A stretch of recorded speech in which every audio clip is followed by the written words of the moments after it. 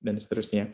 Baik, kita lanjut ke pembicara yang kedua yang akan dipaparkan oleh Sini. Dalam hal ini Bang Sini mungkin akan menyampaikan pemikirannya mengenai distribusi karya sastra di Asia Tenggara lengkap dengan segala kemungkinannya di masa depan. Selebihnya mari kita dengarkan secara langsung saja. Kepada Bang Sini, waktu dan tempat dipersilahkan. Yang saya hormati Profesor Irwan Abu Bakar, moderator Kang Ferdian, panitia dari GASA, Kang Rois sebagai penggagas mungkin ya. Selamat malam semuanya. Mohon maaf kalau saya di sini nggak akan bicara banyak hal gitu. Tapi ada beberapa poin yang mau saya sampaikan. Jadi saya tadi beberapa hari yang lalu itu diminta bicara oleh Kang Rois, bicara tentang masa depan pembaca sastra,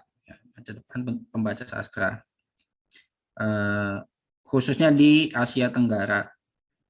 Ada beberapa hal yang ingin saya sampaikan sebelumnya. Pertama, sebagai orang Indonesia secara umum ya, tapi sebenarnya saya mewakili Gus Rois ya, karena saya disuruh sama beliau, disuruh menggantikan sebenarnya. Kalau disuruh sama Gus kan nggak boleh nolak ya, kalau nolak bisa kualat ntar. Jadi saya terima saja. Yang kedua ini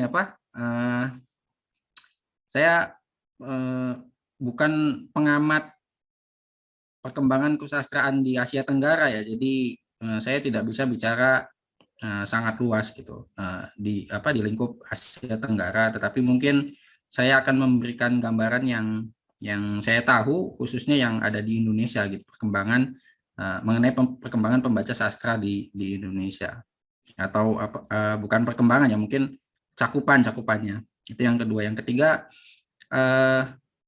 saya tidak akan bicara soal kualitas ya, artinya sastra di sini saya nggak bicara kualitas mana yang disebut sastra, mana yang disebut dasastra gitu. Saya bicara umum aja bahwa karya sastra secara umum ya puisi, novel, cerpen, drama gitu ya. Jadi tidak dalam konteks bahwa sastra secara khusus yang diakui oleh komunitas sastra atau lembaga kritik sastra gitu. Karena kan banyak karya-karya sastra yang tidak diakui gitu sebagai karya sastra. Ada novel tetapi oleh sebagian orang itu tidak dianggap sebagai karya sastra, tapi hanya sebagai novel aja gitu. Penulisnya pun tidak diakui sebagai sastrawan, tetapi sebagai penulis novel aja atau novelis aja.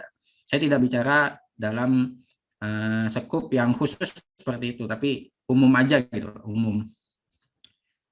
Kemudian yang keempat yang ingin saya sampaikan sebelumnya itu terkait, sebenarnya saya sangat berharap gitu tadi Profesor Irwan, yang mohon maaf Prof, menyampaikan juga gitu bagaimana sih gambaran pembaca sastra di Malaysia sekarang gitu. Karena sebagai orang Indonesia ya, anak generasi muda, saya juga pengen tahu gitu Prof, bagaimana sih perkembangan atau pembaca yang ada di Malaysia itu seperti apa.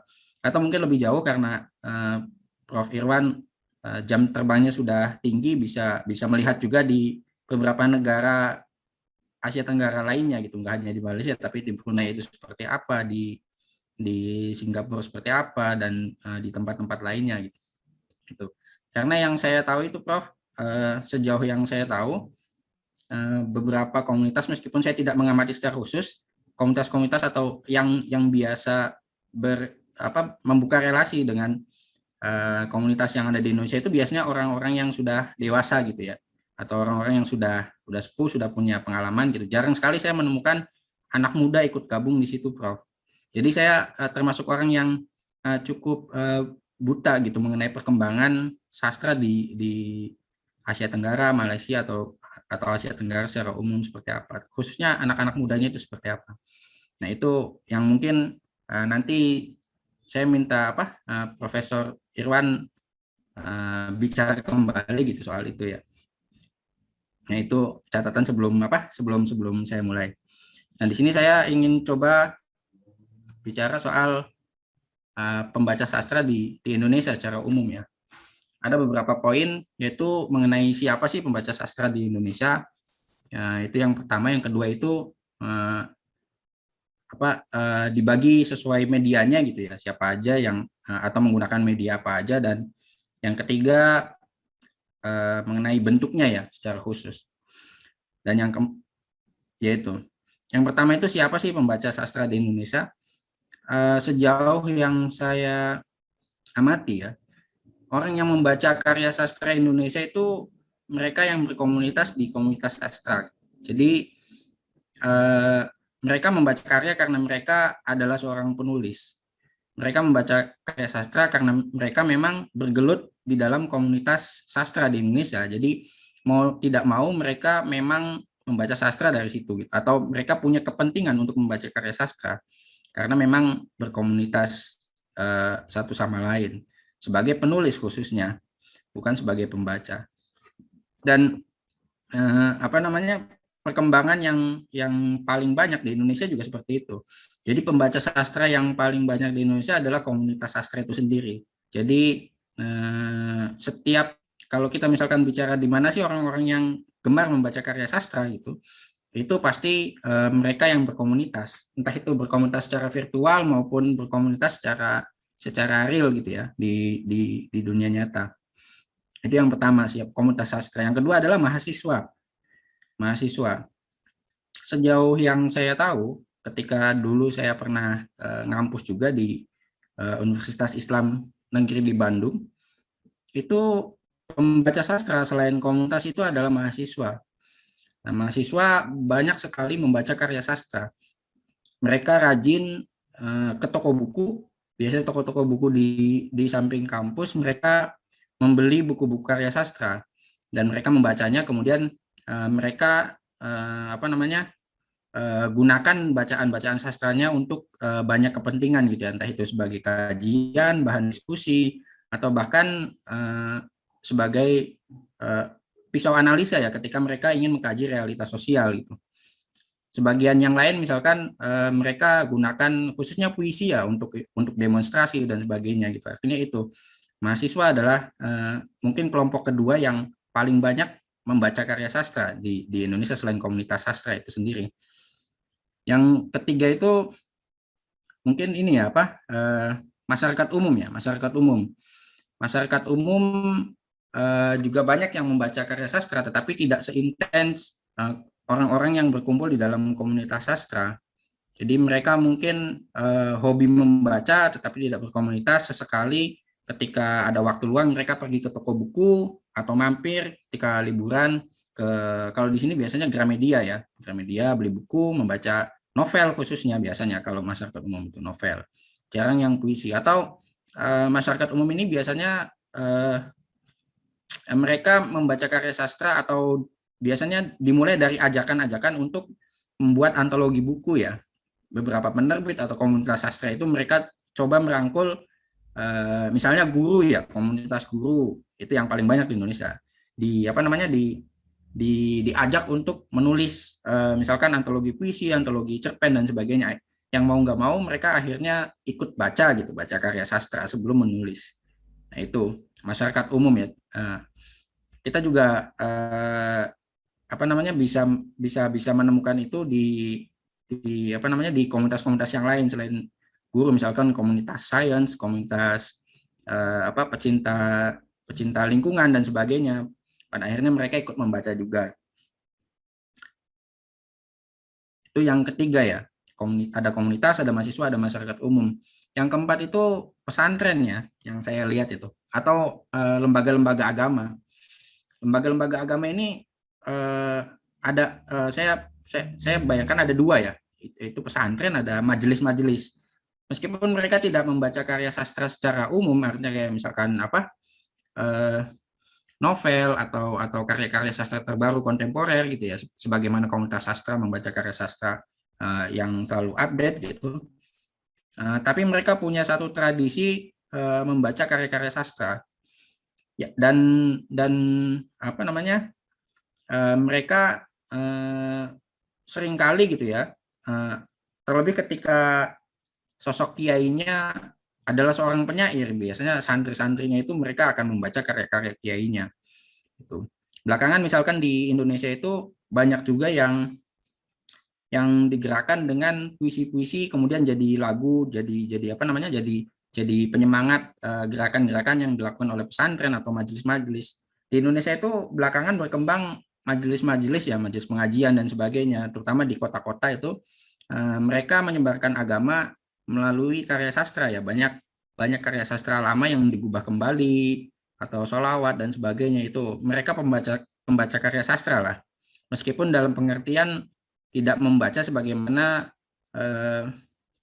masyarakat atau komunitas sastra atau publik sastra membaca karya sastra gitu. Tapi mereka membaca itu ya. Yang selanjutnya mungkin ya kampus ya, orang-orang kampus. Oh, tadi sudah dibahas ya mahasiswa, itu mahasiswa orang-orang kampus lah. Itu terkait dengan siapa pembaca sastra di kita gitu ya, umumnya ada 4. Kalau kita misalkan lihat dari aspek media, orang-orang yang membaca karya sastra itu ada 2 ya. Mereka yang membaca secara konvensional, artinya lewat karya cetak, dan yang kedua itu mereka yang membaca karya sastra melalui media digital. Ini yang sempat jadi pergeseran juga gitu. Yang dicetak itu biasanya mereka yang suka buku ya, suka buku. Mereka yang gemar membaca buku gitu, mereka membeli buku. Nah, atau mereka yang berlangganan koran biasanya. Nah, itu. Ada juga orang-orang yang gemar berlangganan majalah. Ya, jadi mereka membaca sastra tuh lewat itu, lewat koran, lewat majalah, lewat buku ya. Ini sampai sekarang itu masih ada ya, masih ada. Itu kalau kita lihat cetak, dan yang melalui digital, mereka yang membaca melalui platform digital itu macam-macam ya. Ada yang melalui portal tadi yang sempat disinggung sama Prof. Irwan, ada juga yang melalui aplikasi ya, aplikasi media sosial terutama, seperti mereka membaca lewat Facebook, terus mereka membaca lewat Instagram, sempat juga ada beberapa puisi-puisi atau puisi-puisi pendek ketika ada Twitter, itu ya sebelum Instagram itu. Juga ada yang belakangan muncul kembali itu mereka membaca melalui platform ya, platform aplikasi membaca khusus gitu, aplikasi khusus untuk membaca atau aplikasi khusus menulis, itu yang berkembang belakangan. Itu kalau kita lihat dari segi media, artinya di mana orang itu mengakses sebuah bacaan sastra ya.